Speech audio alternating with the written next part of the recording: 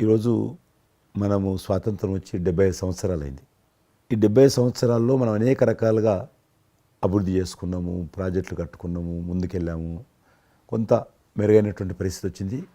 కానీ మన తర్వాత వచ్చినటువంటి స్వాతంత్రం వచ్చినటువంటి దేశాలు కూడా డెవలప్డ్ కంట్రీగా ఎమర్జ్ అయినాయి. మనం ఇంకా డెవలపింగ్ కంట్రీ, అభివృద్ధి చెందిన దేశంగా ఎదగలేదు. కానీ దురదృష్టం ఏంటంటే మనకు టార్గెట్ పెట్టుకోలే.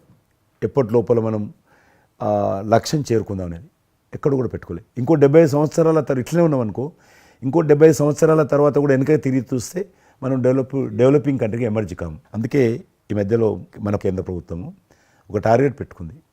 ఇప్పుడు కమింగ్ 25 ఇయర్స్ ప్రపంచంలో అత్యధికమైనటువంటి యూత్ పాపులేషన్ ఇండియాలో ఉంటుంది. ఎగ్జాక్ట్లీ. కాబట్టి ఈ 25 ఇయర్స్ అమృతకాలం అంటారు దీన్ని. ఎగ్జాక్ట్లీ. ప్రధానమంత్రి కూడా అప్పుడప్పుడు అంటుంటారు ఇది అమృత కాలము.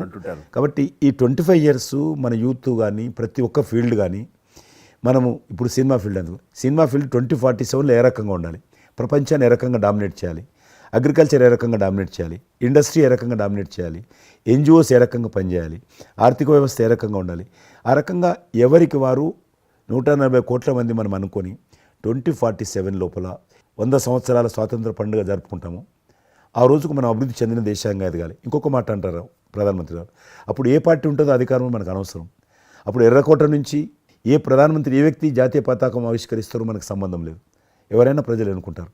కానీ ఆ రోజుకు మన దేశం ప్రపంచంలో డెవలప్డ్ కంట్రీ స్థాయికి ఎదిగి 3, 4, 5 ఉంటే అట్లో మన దేశం ఉండాలి అనేది అని ఈరోజు మనం అందరం ఒక లక్ష్యంగా పెట్టుకొని ముందుకెళ్తే యూత్ ఏదైతే అంటున్నారో మీరు, ఆ యూత్ కూడా మరి వాళ్ళ జీవితం సాఫల్యం చెందినట్టు అవుతుంది. ఇప్పుడు డెవలప్డ్ కంట్రీస్లో మనది ఆర్థికంగా చూసుకుంటే కనుక ఆర్థిక వ్యవస్థగా మనది 5వ కంట్రీగా డెవలప్ అయింది. లార్జెస్ట్ ఎకానమీ ఈ మధ్య కాలంలో, ఈ మధ్య సంవత్సరాల్లో, ఒక దశాబ్ద కాలం లోపల. ఇప్పుడు వచ్చే 5 సంవత్సరాల్లో మనం థర్డ్ ప్లేస్ చేరుతాం. ఇప్పుడు యూకే లాంటి మనల్ని పరిపాలించి ఆక్రమించుకొని పరిపాలించినటువంటి బ్రిటన్ కూడా వెనకకి నెట్టేసి 5వ స్థానానికి వచ్చేసాం. వచ్చేటువంటి 5 సంవత్సరాల్లో ఖచ్చితంగా మనం 3వ స్థానంలోకి లార్జెస్ట్ ఎకానమీ కంట్రీగా మనం ఎమర్జ్ అవుతాం. 100%. అవన్నీ ఇప్పుడు జరుగుతున్నటువంటి ఈ యొక్క డెవలప్మెంట్స్, ఈ ఆర్థిక సంస్కరణలు ఇవన్నీ చూస్తుంటే ఖచ్చితంగా ఆ రోజు ఎంతో దూరం లేదు మీరు చెప్పినట్లుగా. మీ తెలిసి మధ్యలో G20 సమావేశాలు నిర్వహించినప్పుడు నేను మీతోటే మాట్లాడాను. శ్రీనగర్ అంటే ఎట్లా ఉండను పరిస్థితి తెలుసు. ఈ టూరిజం మినిస్ట్రీకి 4 మీటింగ్లు అవుతాయి. ఒక మీటింగ్ అక్కడ పెట్టాలని నిర్ణయించుకున్నప్పుడు ప్రధానమంత్రి అన్నారు, సినిమా ఫీల్డ్ మీద చర్చించండి. ఎందుకంటే సినిమా ఫీల్డ్ ఎక్కువగా షూటింగ్లు చేసేవాళ్ళు. మేము చిన్నగా ఉన్నప్పుడు జమ్మూ కాశ్మీర్ వెళ్ళలేదు వివరం కూడా, కానీ దేశంలో ఉన్నటువంటి కోట్లాది మంది కాశ్మీర్ అందాలను చూశారు సినిమాల కారణంగా. ఎవరు పోలేదు అక్కడికి, కానీ చూశారు. కాబట్టి ఆ సినిమా ఫీల్డ్కి సంబంధించినటువంటి సెషన్ పెట్టాలి మీరని చెప్పి ప్రధానమంత్రి గారు చెప్పి ఆయన ఆదేశించిన తర్వాత ఈ సినిమా ఫీల్డ్కి సంబంధించి అన్ని దేశాలకు సంబంధించినటువంటి ప్రముఖులందరినీ కూడా ఆహ్వానించాం. అప్పుడు మేము మీటింగ్ పెట్టాలంటే పాకిస్తాన్ అన్ని దేశాలకు లెటర్స్ రాసింది, చైనా లెటర్స్ రాసింది, టెర్రరిస్ట్ ఆర్గనైజేషన్స్ అన్నీ కూడా హెచ్చరించాయి. జమ్మూ కాశ్మీర్కి వస్తే Kashmir is a disputed place అది, కాబట్టి ఎవరు రావద్దు, వస్తే మాత్రము ఏమైనా అవుతే మాకు సంబంధం లేదని పాకిస్తాన్ కూడా అందరూ హెచ్చరించారు. బట్ ప్రైమ్ మినిస్టర్ చెప్పాడు, ఎట్టి పరిస్థితుల్లో మీటింగ్ పెట్టి తీరాలి, నువ్వు నాకు అనవసరం, నీకేం కావాలో నేను అన్ని ఏర్పాటు చేస్తాను.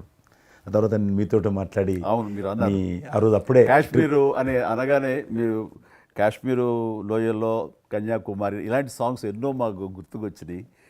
అలాంటిది మళ్ళీ మీరు మీ పార్టిసిపేషన్ ఉంటే బాగుంటుంది అనుకున్నప్పుడు ఆ టైంలో నేను రాలేని పరిస్థితిలో రామ్ చరణ్ వస్తే బాగుంటుంది, అతను RRR సినిమా ఆస్కార్ అవార్డు తోటి తను మంచి ఆస్కార్ అవార్డు వచ్చింది, బాగుంటుంది ప్రధానమంత్రి గారు చెప్పాను.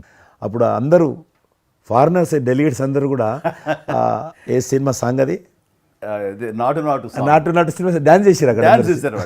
ఎవరు మన కొరియన్ మినిస్టర్.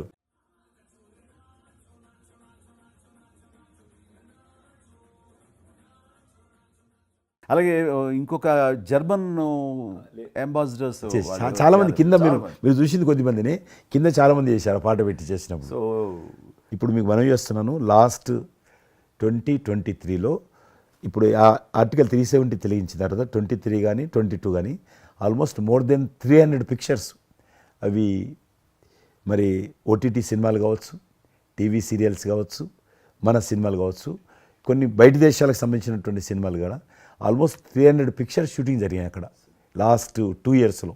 మళ్ళీ తిరిగి మీ ప్రభావంతో ఆయన నరేంద్ర మోడీ గారి చొరవతోటి ఇలాగా G20 కల్చర్ ముఖ్యంగా టూరిజం సంబంధించి సినిమాలను ఎంకరేజ్ చేస్తూ మీరు తీసుకున్న చొరవ, అందులో రామ్ చరణ్, అలాగే ఇంకొక జర్మన్ అంబాసిడర్స్ చాలా మంది కింద మీరు చూసింది కొద్దిమందిని, కింద చాలా మంది చేశారు పాట పెట్టి చేసినప్పుడు. సో ఇప్పుడు మీకు మనవి చేస్తున్నాను, లాస్ట్ 2023లో ఇప్పుడు ఆ ఆర్టికల్ 370 తెలియించిన తర్వాత 23 కానీ 22 కానీ ఆల్మోస్ట్ మోర్ దెన్ 300 పిక్చర్స్ అవి మరి ఓటీటీ సినిమాలు కావచ్చు, టీవీ సీరియల్స్ కావచ్చు, మన సినిమాలు కావచ్చు, కొన్ని బయట దేశాలకు సంబంధించినటువంటి సినిమాలు కూడా ఆల్మోస్ట్ 300 పిక్చర్స్ షూటింగ్ జరిగాయి అక్కడ లాస్ట్ 2 ఇయర్స్లో. మళ్ళీ తిరిగి మీ ప్రభావంతో ఆయన నరేంద్ర మోడీ గారి చొరవతోటి ఇలాగా G20 కల్చర్ ముఖ్యంగా టూరిజం సంబంధించి సినిమాలను ఎంకరేజ్ చేస్తూ మీరు తీసుకున్న చొరవ, అందులో రామ్ చరణ్కి మీరు ఇచ్చేటువంటి ప్రాధాన్యత ఇవన్నీ కలిపినప్పుడు ఫస్ట్ నా వైఫ్ తన ఫ్రెండ్స్ తోటి ఎక్కడికి వెళదాం ఈ హాలిడే అంటే వాళ్ళ ఫ్రెండ్స్ అందరూ కలిపి కాశ్మీర్కి వెళ్ళారు. అన్నిటికీ మించి మన భారత జాతీయ జెండా రెపరెపలాడుతున్నది. మీకు తెలుసలేదు, మా పార్టీ తరఫున మాకు మురళీ మనోహర్ జోషి గారు ఉండేవారు, పార్టీ అధ్యక్షుడు అద్వానీ గారి తర్వాత. ఆయన కన్యాకుమారి నుంచి కాశ్మీర్ వరకు యాత్ర తీశాం. ఏంటో తెలుసా డిమాండ్? అక్కడ శ్రీనగర్లో జాతీయ పతాకం ఎగరడం, దానికోసం ఉద్యమం. చూడండి, ఒక జెండా ఎగరడం కోసం. ఆడికి మిలిటరీ మధ్యలో, పోలీస్ ఫైరింగ్ల మధ్యలో ఒక జెండా, మేము జమ్మూ కాశ్మీర్ కానీ ఆపేశారు మమ్మల్ని. అక్కడ నుంచి విమానం, మిలిటరీ విమానంలో తీసుకుపోయి ఆయన ఒక్కరిని అక్కడ జెండా ఎగిరినట్టు చేసి మనకు తీసుకొచ్చారు.